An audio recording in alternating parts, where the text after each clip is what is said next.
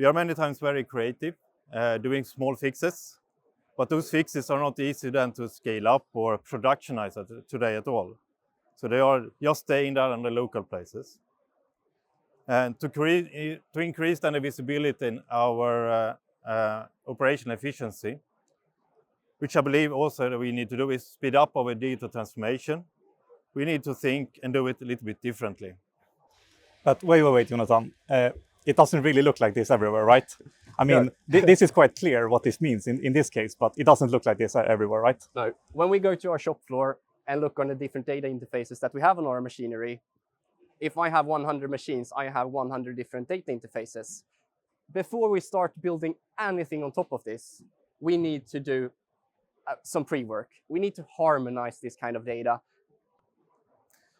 And as I said, again, collaboration is the key. And that has also been a key for the project we're running here together. So the partnership we have been running together here with us in Husqvarna, Microsoft, and also sogeti. That have been a success factor for that project we are running now.